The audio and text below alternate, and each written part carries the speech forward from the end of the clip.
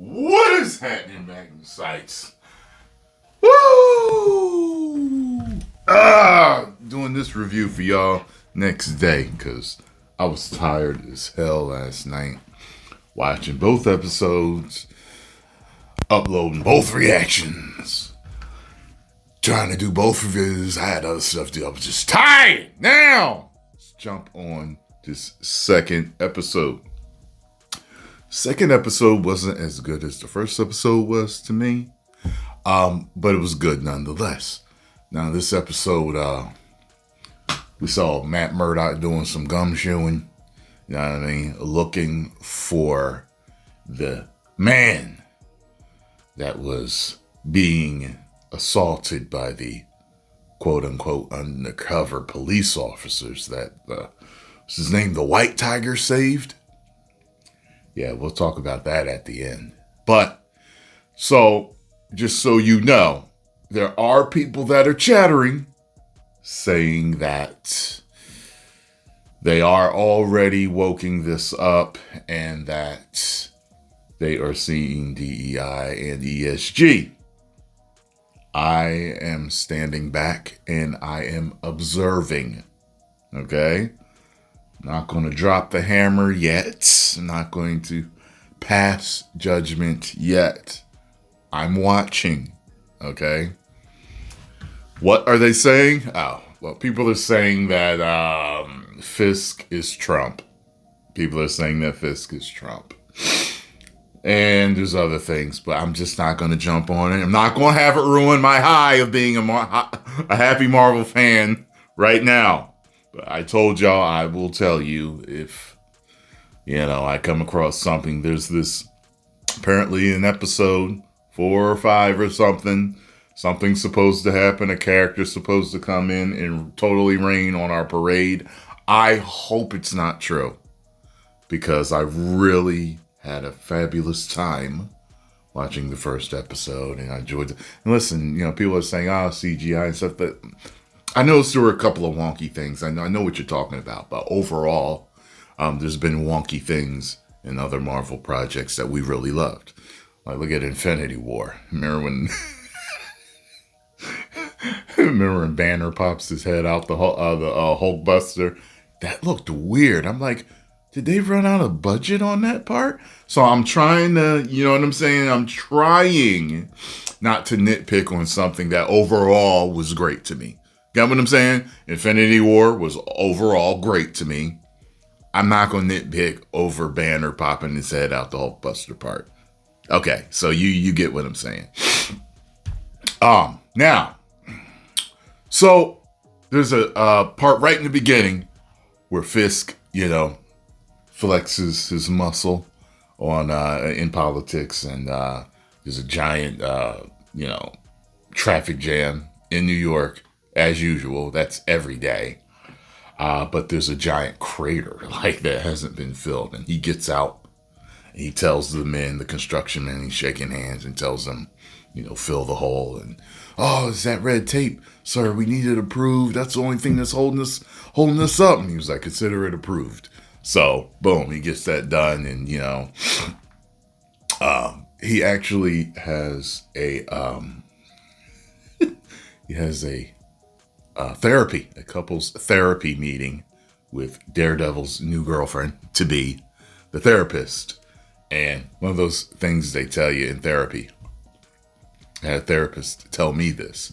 I've actually never been to therapy, but this person is a therapist, and he said, maybe I need to go. All right, wrong show. But, so they said if a couple comes in and you notice that they're sitting on opposite ends of the couch, that's a really bad sign, and it may be unsalvageable.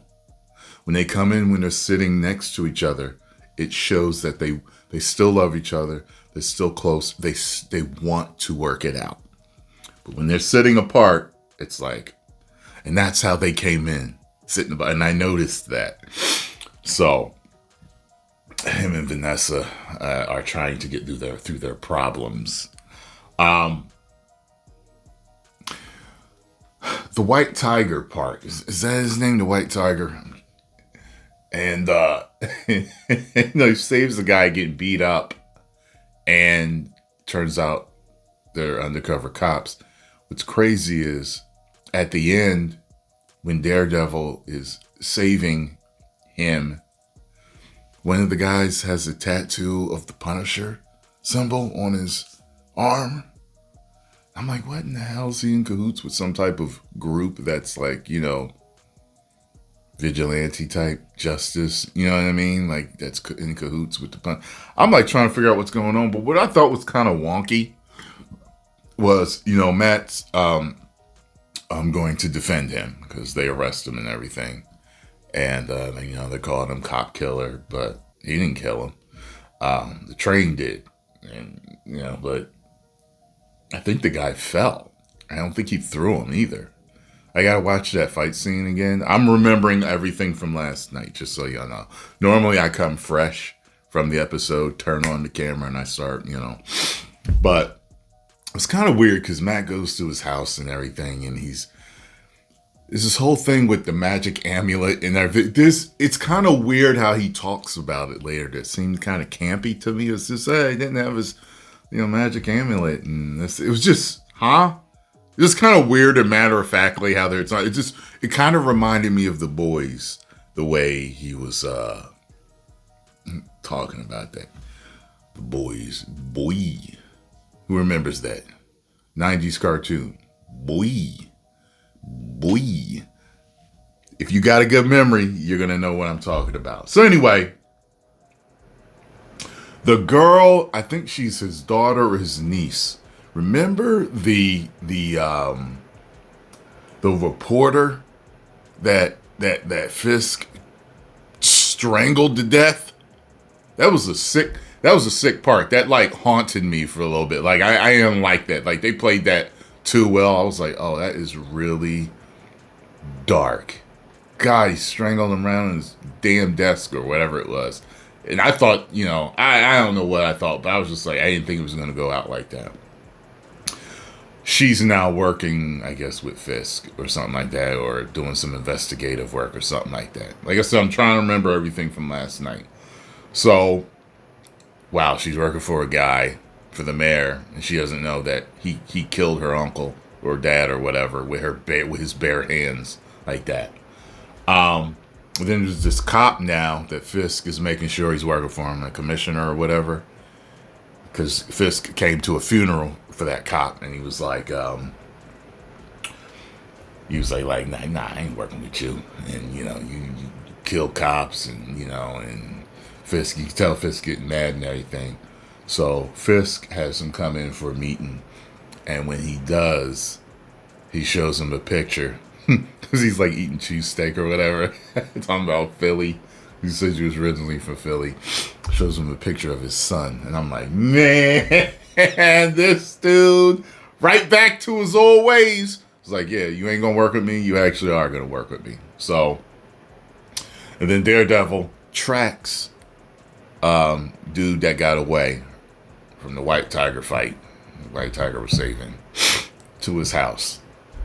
And I thought that was cool. He was using like a location. He was listening to his footsteps, listening to voices and stuff like that.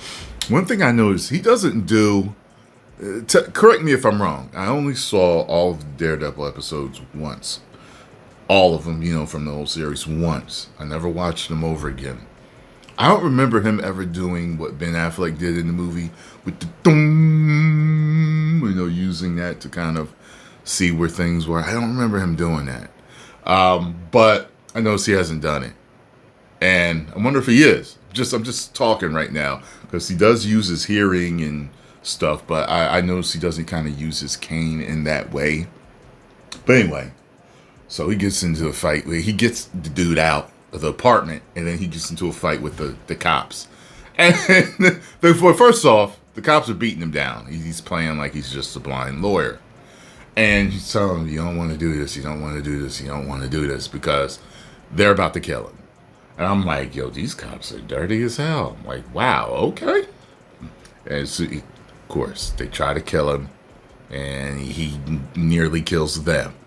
And I love it. Like I told you, I always liked how they showed his rage out. You know, he's just like brutal and gritty with what he does. And he beat their asses right at the end. I love that! So I'm going to give this whole episode as a whole a 3 out of 5 woos, which makes it above average entertainment. So right now, for now, I am still a happy Marvel fan. Has peak Marvel returned? Is it there? Is it here? I don't know. You can't judge off of 2 episodes. But we'll see how things go next week, and the week after, and the week after that. 10 million subscribers. Woo!